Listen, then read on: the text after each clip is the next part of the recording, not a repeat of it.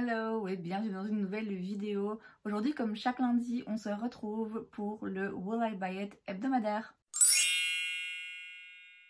Je rappelle le principe, chaque semaine je me rends sur des pages Instagram pour aller checker un petit peu les nouveautés, les dernières annonces en termes de make-up, skincare, beauté de manière générale et je vous donne mon avis sur ces lancements. On commence avec Trend Mood One et la première chose ici qu'on a c'est une nouvelle collection, il s'agit d'une collaboration entre Barbie et Glamlight. Il y a un liner noir et il y a aussi une palette qui est d'après moi quand même la pièce centrale de cette collection. Une palette avec 24 couleurs qui coûte 40$, qui est jolie, c'est très coloré, c'est très été pour moi. Et puis tout l'esprit aussi autour de la collection de Barbie, de la plage, le surf et tout. Moi, je suis pas dans ce genre de mood en ce moment et je trouve que c'est peut-être un peu manqué. Ça aurait été plus logique de sortir ça pendant l'été, mais bon, peut-être que c'était prévu comme ça et qu'il y a eu des retards. Je veux dire, la palette s'appelle quand même Dream Summer, donc été de rêve. Donc là, clairement, pour moi, on n'est pas au bon moment dans le calendrier. Après, voilà, c'est une jolie palette, c'est très coloré, c'est très vif, c'est très intense. Moi, vous savez, c'est pas forcément ce qui va m'appeler le plus, comme je dis, encore moins en ce moment. Mais si vous aimez Glamlight, bah, sachez qu'il y a une nouvelle palette disponible. On a un lancement pour les fêtes chez Patrick Ta. Il s'agit de la Major Glow Blush and Highlighter Palette, donc une palette avec des blushs et des highlighters. On a donc deux blushs crème, deux blushs poudre qui m'ont l'air un petit peu irisé, satiné quand même. Et puis on a un highlighter en poudre et a priori aussi un highlighter en crème. Ça a l'air un petit peu particulier comme texture. Je serais curieuse de voir des revues. Après, c'est quand même 58$, donc c'est loin d'être donné. Je suis très curieuse par rapport aux blushs de chez Patrick Ta. Je sais qu'ils sont disponibles sur Code Beauty, mais ils sont quand même régulièrement pas de stock. On est sur des teintes beaucoup plus neutres par rapport à la palette pour le teint qu'il avait sorti l'année passée pour les fêtes, qui était... il y avait, je pense, 3 blushs crème et 3 blushs poudre pour le coup. Et c'était à chaque fois des couleurs assez vives, un peu intenses. Là, on est sur quelque chose d'un petit peu plus soft. Mais dans tous les cas, dépenser autant d'argent pour une palette en plus, les palettes pour le teint, moi c'est vraiment pas mon truc. Après, si vous aimez les produits de chez Patrick Ta, clairement vous faites une affaire, hein, parce que pour 60€, moins de 60€, vous avez finalement 6 produits différents. On a une nouvelle palette chez Glaminatrix Cosmetics. Il me semble que c'est une marque un peu indie, un peu plus petite. C'est la Glamorous Eyeshadow Palette. Il y a 12 teintes. Elle va coûter 55$, 22 centimes. C'est très précis. Alors, c'est intéressant. C'est intéressant parce qu'il y a des teintes dedans que je trouve très spéciales, qu'on retrouve difficilement ailleurs. Il y a des mats très flash qui ont l'air, comme j'ai dit, très spéciaux, très différents. Il y a aussi des teintes lumineuses qui ont l'air très belles avec différents reflets. Et en même temps, ça part un peu dans tous les sens. Visuellement, ça m'accroche et en même temps, c'est... Oui, ça va un petit peu dans tous les sens. Je sais pas trop ce que j'en pense. Je connais pas du tout la marque, enfin j'en ai déjà entendu parler, mais je connais pas par moi-même et je sais plus trop vraiment ce que ça vaut. Il me semble qu'ils font des beaux fards et des palettes un peu intéressantes. Ça a l'air d'être le cas. En tout cas, les swatchs sont très jolis. Je sais pas, je sais pas. C'est intéressant, mais c'est perturbant un peu quand même. Lanolips sort des nouveaux baumes à lèvres en collaboration avec Messina. Je ne sais pas du tout ce que c'est, mais le thème c'est les glaces. Et donc vous en avez une qui est au goût de sorbet salé à la noix de coco et à la mangue. Et l'autre glace au dulce de leche. J'ai déjà testé un petit baume à lèvres comme ça de chez Lanolips. C'était une version mini et du coup je ne sais pas si le packaging était différent de ce que c'est quand c'est un format comme ça normal.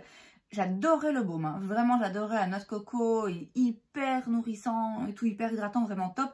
Mais c'était une galère à faire sortir du tube. Après ce qu'il y a dans le produit en lui-même, je l'aime beaucoup. On a une nouvelle collection chez Ulta Beauty. Désolée, je rigole déjà. Ulta, c'est une chaîne de magasins aux États-Unis qui vend du make-up. En termes de prix, il y a un petit peu de tout. Donc vous avez aussi bien des prix drugstore comme on peut voir en Belgique chez Di et Kruidvat ou dans les supermarchés.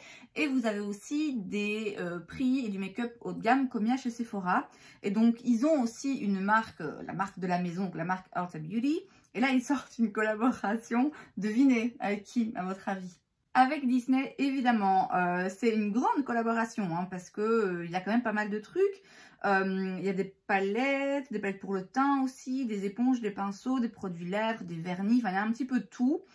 J'avais vu aussi qu'ils avaient sorti, donc Disney avait fait une collaboration avec un truc de parfum, mais de parfum très très haut de gamme, genre 300 balles le parfum. Donc eux, vraiment, ils veulent toucher tout le monde, quoi. Si vous êtes du genre à dépenser 300 balles pour un parfum, vous pouvez en avoir un Disney. Si vous êtes du genre à préférer dépenser maximum 20 € pour une palette, bah vous avez aussi une collaboration Disney. Donc vraiment, ils en font à toutes les sauces, quoi.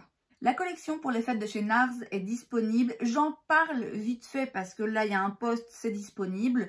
Il me semble que j'avais déjà couvert cette sortie il y a un moment quand ils avaient annoncé leur collection des fêtes, puisqu'ils avaient fait ça, pareil, hein, je crois au mois d'août, vraiment genre normal, c'est l'été, on parle déjà de Noël. Donc il me semble qu'on a déjà vu ça ensemble. Mais honnêtement, je pourrais pas en être certaine parce que c'est tellement ressemblant en fait d'une année à l'autre. Chez NARS, les collections des fêtes, quand même toujours un petit peu la même chose, je trouve, à part le packaging qui change. Je veux dire, chaque année, ils nous ressortent un blush orgasme, c'est bon, on a compris. Et puis voilà, comme j'ai dit, oui, si on en a parlé, c'était au mois d'août, quand ils ont annoncé la sortie de ces trucs, qui sont des collections pour les fêtes, qui sont dans encore longtemps. Donc voilà, je sais pas si ça avait déjà été fait avant ou pas. Dans tous les cas, pour moi, c'est rien de très intéressant. Pareil, une collection des fêtes qui me semble avait déjà été annoncée avant, mais je ne sais plus précisément, c'est les palettes pour le teint de chez Charlotte Tilbury. Donc il y en a une dans des tons plus clairs et l'autre dans des tons plus foncés. Donc ça déjà, c'est pas mal. Vous avez à chaque fois 2 blushs, 2 highlighters.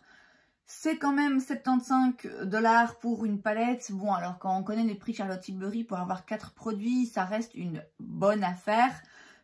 C'est quand même un peu cher, quoi. C'est quand même un peu cher. Et puis moi, ça me reste en travers de la gorge, mon blush Charlotte Tilbury qui me plaît pas plus que ça.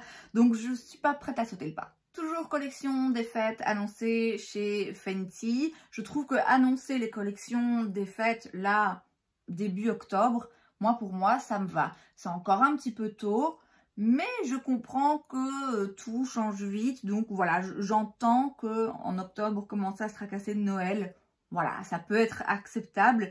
Et j'applaudis quand même Fenty pour le coup, même si ces derniers temps, ils m'ont pas trop plu, pour ne pas céder à la pression de toutes ces marques qui sortent leur collection de Noël quand on est encore en été. Donc quand même, je les félicite pour ça.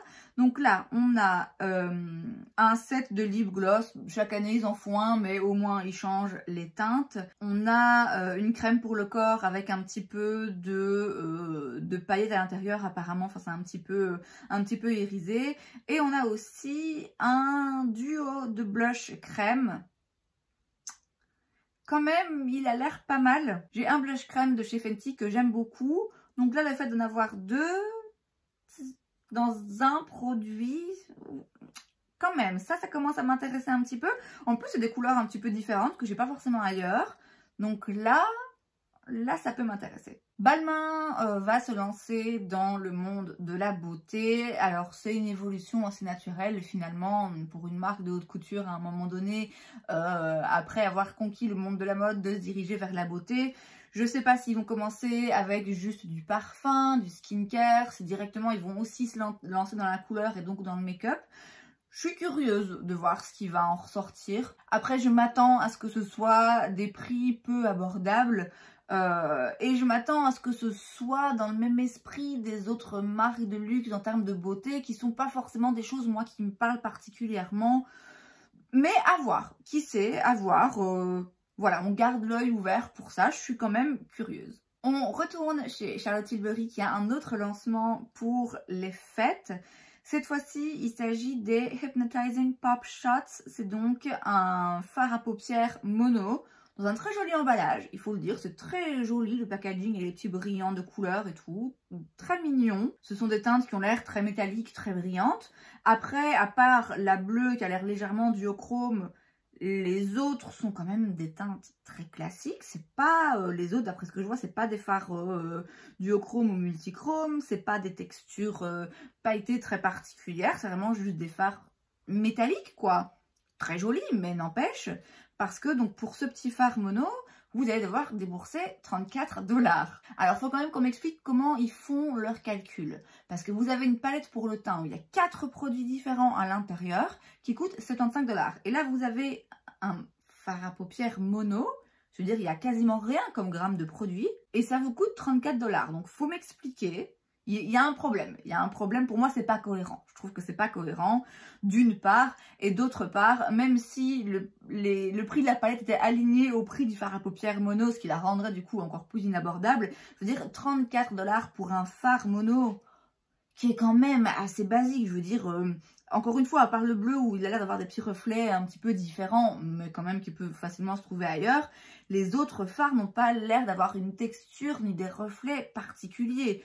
Donc là, clairement, moi, je passe mon chemin. On a des nouvelles petites palettes dans une marque dont j'avais jamais entendu parler avant. Il s'agit de la Palace Identity Royal. Il y a d'autres produits, hein, donc si vous allez voir le post, après, on voit qu'ils ont déjà plein d'autres produits, d'autres palettes, des rouges à lèvres, des blushs, des bronzers, enfin voilà. Tout est très bien travaillé dans les détails, aussi bien en termes de packaging extérieur que les graphismes et les reliefs dans les poudres, dans les produits.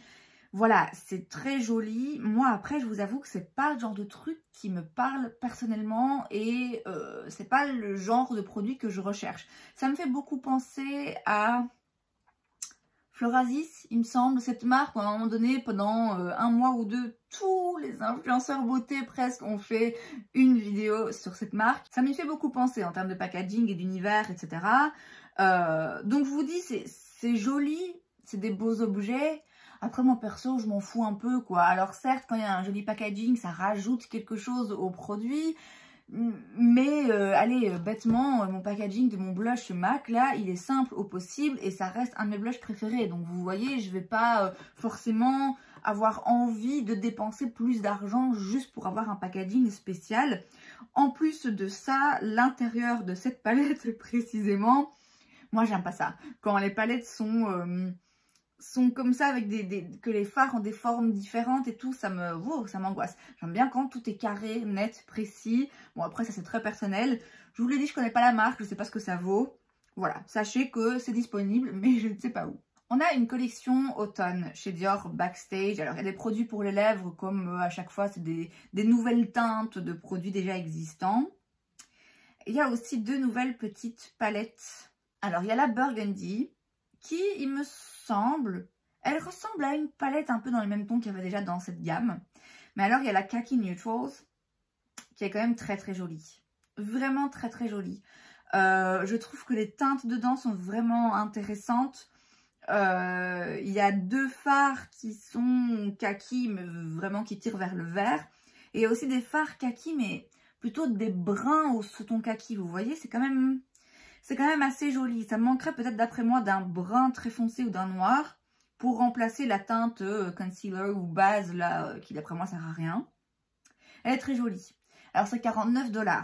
Il y a 9 fards, bon, c'est pas la folie. J'ai jamais personnellement testé les palettes Dior Backstage. Je les ai déjà utilisées sur des clientes quand je travaillais chez Sephora et c'est vrai qu'elles sont vraiment très bien. C'est quand même joli. Cette petite palette verte là, je la trouve assez belle.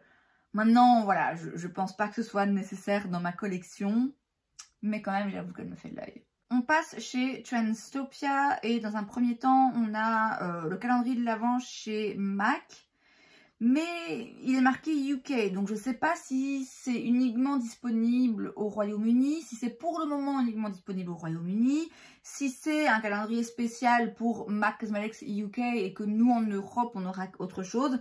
Je sais pas. Après, les calendriers de l'Avent MAC, bon, c'est toujours un petit peu les mêmes produits qui reviennent. Ça peut s'avérer intéressant, hein, clairement, financièrement. Moi, je sais que ça m'intéressera pas. On reste chez MAC où il y a encore plus de produits donc dans la collection pour les fêtes. On avait déjà vu ensemble un premier post il me semble, mais peut-être bien qu'on voyait moins de choses, moins dans les détails. Donc là on voit qu'il y a un petit peu tout, hein, comme à chaque fois, des palettes pour le teint, des palettes pour les yeux. Vous vous en doutez, moi ce genre de packaging, ouais c'est chiant à ranger, qu'on se le dise. On perd de l'espace. Pour moi c'est moins intéressant, ça m'irrite un peu, ça me stresse un peu ce genre de packaging là, principalement pour la plus grande palette là de fard à paupières. Après il y a aussi des kits de rouge à lèvres, ça peut être vachement intéressant. Si vous n'avez pas encore beaucoup de rouge à lèvres MAC, franchement allez-y parce que financièrement c'est intéressant. Il me semble que c'est des mini. Mais franchement, vu le nombre qu'il y en a là, des mini rouge à lèvres, c'est suffisant. Donc voilà, encore une fois, rien qui moi personnellement m'intéresse parce que j'ai déjà une collection MAC qui me satisfait. Mais encore une fois, ça peut s'avérer intéressant en termes de prix. On a une nouvelle collaboration entre Lethal Cosmetics et Teresa is Dead, qui est une youtubeuse, je pense, beauté. Ils avaient déjà fait une collaboration ensemble, là c'est la deuxième. J'en ai entendu dire beaucoup de bien de manière générale de la marque Lethal Cosmetics et en particulier de leur fard à paupières. La palette là, elle est fun, elle est différente, elle est originale. Après, c'est rien que moi particulièrement j'ai besoin. Il me semble que c'est une marque indie, donc a priori il n'y a que sur leur site que vous pouvez vous les procurer. Mais je vous avoue, j'ai jamais trop creusé la question. On a une nouvelle palette chez Tarte, c'est la Tartelette Energy, 42 $. Et ils l'ont déjà sorti cette palette, c'était la Tartelette in Bloom je crois. Enfin c'est quand même très ressemblant. Autant là récemment, ils m'avaient agréablement surpris chez Tarte quand ils avaient sorti leur grande palette avec des teintes un petit peu automnales et tout. Même si moi ça m'intéressait pas, j'avais trouvé ça intéressant, qui se penche un petit peu vers d'autres harmonies de couleurs. Là, non seulement ils refont quelque chose de très basique, mais en plus ils refont quelque chose qui d'après moi ils ont déjà fait. Alors je sais que ce genre de palette nude, basique, facile à porter, facile à faire, ça se vend, ça se vend.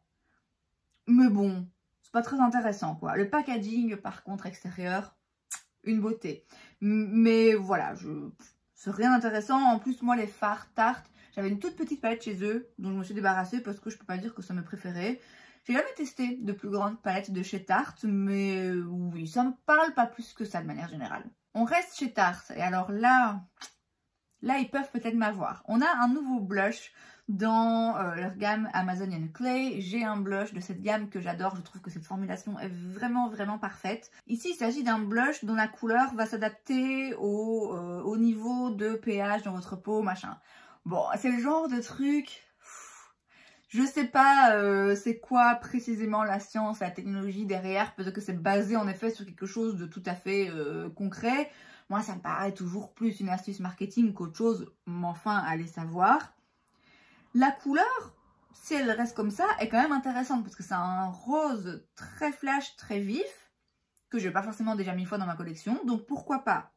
Le packaging externe de nouveau me parle particulièrement. Si le blush en plus de ça, le résultat n'est pas forcément ce qui se trouve dans le pan, mais va en effet s'adapter à votre peau, c'est quand même curieux, je suis quand même curieuse. Bon après c'est 30 $, donc je vais pas dépenser 30 $ dans un blush juste parce que je suis curieuse, sans avoir vu avant au moins quelques revues. Mais je dois avouer que ma curiosité est piquée. On a une nouvelle collection chez Kiko, c'est la Energy Shake Collection, donc c'est basé un petit peu autour du sport.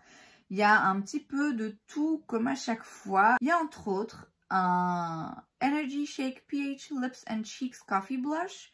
C'est donc un blush, on dirait que c'est une texture un petit peu crème. Oui, c'est texture crème. Donc c'est aussi bien pour les joues que pour les lèvres. pH, donc de nouveau quelque chose qui s'adapterait au taux de pH dans votre peau. Je ne sais pas comment ça fonctionne, mais voilà. Oui, c'est de nouveau, je trouve ça curieux, je trouve ça intéressant. Bon là pour le coup c'est 13 €, donc vous voyez le risque est moins important. Bon après les autres produits, il n'y a rien vraiment qui me saute aux yeux. Les packagings sont très jolis, il y a un blush qui a l'air pas mal aussi, des petites palettes avec 5 fards, c'est toujours pratique. Kiko c'est quand même des prix vachement abordables. Je m'y suis toujours pas remise ça fait plusieurs fois que je dis il faudrait que je fasse un tour chez Kiko, que je regarde un petit peu ce qui s'y passe et que je me reprenne quelques produits.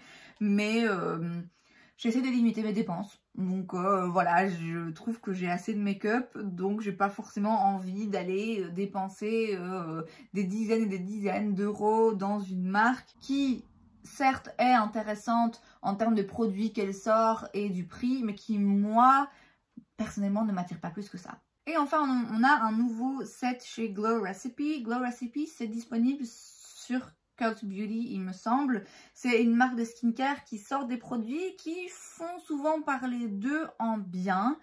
J'en ai déjà testé un ou deux. Il y avait un masque, je me rappelle, un masque à la pastèque, un masque de nuit qui était très bien. Là, il y a plein d'autres produits maintenant depuis dans la gamme. C'est intéressant financièrement parlant parce que au total, ça vous revient à une moyenne de 33 $ par produit. Or, les produits sont normalement plus chers que ça. Mais du coup, en tout, ça coûte quand même 300 $. Pour moi, les phrases « j'ai dépensé 300 $, j'ai fait l'affaire du siècle » ne vont pas forcément ensemble. Après voilà, clairement, si vous connaissez la marque et que vous l'aimez déjà et que vous aimez tous ces produits, ça peut être une manière avantageuse de refaire un stock directement de tout. Moi, je pense que ça ne m'intéresserait pas, même si je suis curieuse, j'ai très envie d'essayer beaucoup d'autres produits de la marque. Ce genre de kit où vraiment il y a de tout m'intéresserait pas parce que là-dedans, c'est sûr et certain, il y a facilement la moitié des produits au moins qui vont pas me plaire ou pas me correspondre ou pas des produits qui font partie de quelque chose forcément que je recherche. Donc j'apprends de plus en plus quand il s'agit de value sets comme ça, de kits où techniquement vous économisez de l'argent. J'apprends de plus en plus à réfléchir, ok, techniquement, quels sont les produits là-dedans dont tu aurais vraiment envie, dont tu aurais vraiment besoin. Et finalement, je me rends compte que l'un dans l'autre, c'est rarement une affaire finalement. Et c'est donc tout pour cette vidéo, j'espère que ça vous a plu. Si c'est le cas, n'hésitez pas à laisser un like. Vous pouvez aussi vous abonner à ma chaîne parce que c'est gratuit, donc pourquoi pas. Et moi, je vous vois la prochaine fois. Bye!